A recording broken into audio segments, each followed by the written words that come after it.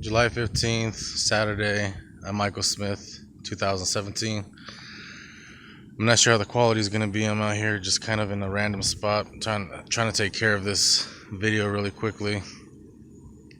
One of the things I wanted to finish off with the belief system somewhat, but it's always a part of it, is the way my belief system has changed so much. Now, I talk about it a lot, how I was actually Catholic, baptized Catholic, never really pushed to go through it, but when I got older, I pushed myself through it and gave myself first communion and kind of went through the whole process on my own. So I was pretty dedicated from an early age. I mean, from the age of 5, I was worried about religion, crying about going to hell, to it being with me until I was 18 years old.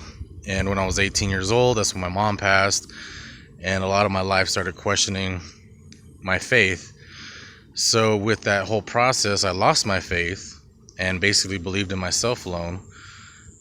And it was almost like until the age of 30, ironically, so a good 12 years, which everything in my world is very symbolic, down to mythologies and stories and everything that we've encountered.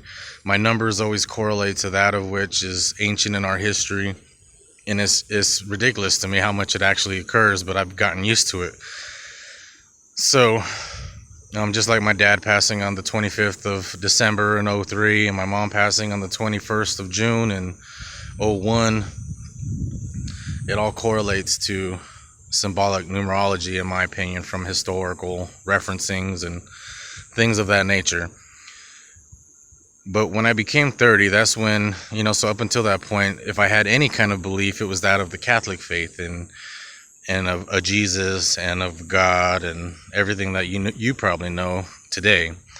When I hit this age and everything changed, it was with the UFOs. Once I became aware of a possibility of UFOs, then it was like everything kind of went upside down. And I didn't know what to believe, but the faith still was there, like to some effect. And the whole time while I lost my faith, I always knew that I was still secretly with it. And I would still never say God's name in vain. I would never say, oh my God, in its full entirety. I'd always say God with an AH, or oh my gosh, or there's always those little things in me that never let me fully say that I lost my faith or didn't believe in God. And that's what it was for a long period of time. And when I was 30 and UFOs came into the picture, it really made me start questioning things, and things kind of went haywire. I didn't understand. So I went that direction. I just started researching. But through the course of my UFO researching, I found, Judaic history, and I found Sumerian history, which is all that of the same origins. So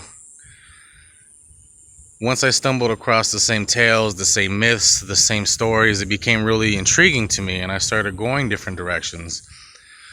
I came across Kabbalah. I started researching Kabbalah. I started getting into Kabbalah. There were so many different branches that led astray from UFOs, but it stemmed with UFOs because within the same story of UFO that got me into this whole UFOlogy topic in this point of time that I was in, it was the Ashtar Command, which is, it all sounds crazy when I look back at it now, but it all served a purpose. So the Ashtar Command tied into the spirit Ashtoreth for me, which was Ashtar or Astarte or Isis, or all these different tales of the same individual. And so there came the religion aspect again, like it was still following me, even though I went a UFO direction and found history in it and truth, and started resonating with why these stories came about and why they all resembled one another and why they all sounded the same, because they pretty much were the same. Up until a certain point, like the point of Christianity is the point when the male figure comes into play. And up until that point, it was the feminine figure, and the feminine figure was Mother Nature, essentially, or the Holy Spirit, or things to that degree. And I wouldn't have found this information out had it not even been for UFOs. So UFOs got it started in this direction. But then with all this, it started coming to my logic aspect, and I started realizing that the logic was a big portion of where these stories are coming from. But then that became my only belief, was logic, and I still had no belief in a God. And when logic took over, I felt I had all the answers, and the mind was the sole reciprocator of this thing we call life and call God and gods and etc. So that became my only belief, was that it was the mind, it was the individual, it was the self. And I started trying to push that information, like, I understand these tales, I understand these myths, and I started making it about that it was the mind, it was the self. And in my own learnings, I ended up finding out that there was an outside force. I started realizing that outside forces were coming into play, and that it wasn't just me, it wasn't my own thinking, because other people would come into my world, and it came in the form of past loved ones. I always had the belief that it was my loved ones talking to me, but when I came to the logic aspect side of belief, I was like, it's my own doing, it's my own creation, it's my own wishing these loved ones into being that are making these symbols and signs towards me. And it wasn't until I reached out to my wife's grandparents, who are passed and have been passed for a good 20 years or so, and I reached out to them in a form of prayer, you could say. And it wasn't until that form of prayer was said, and I asked for their assistance, and it wasn't for me, it was for her. Like, I was asking for their assistance for her to see some form of light, for her to see something within herself. And not even but a week later, they answered it, and it came through the form of a yard sale. And she made this comment about, wow, this yard sale has everything my grandparents had. And she was talking about a salsa bowl and a Band-Aid container. I mean, it was very minimal things, but that simple thing confirmed to me that they were talking to her. And it was a weird reality.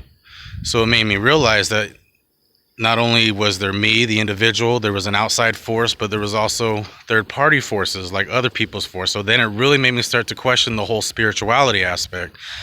Mediums and, John Edwards and Sylvia Brown and all these different people, I started really questioning, because, I don't like their claims of how they make the claim that they're talking to spirits, because I don't feel it's spirits. But then when you hear them directly of what they're referring to, they're referring to symbols.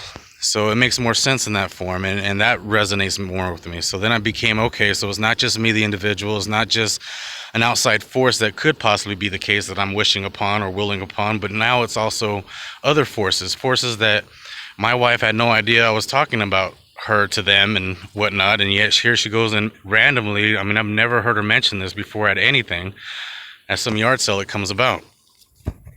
The next thing was fairies and elementals. Like, I still now, okay, I believe in outside forces, I believe in basically God, essentially.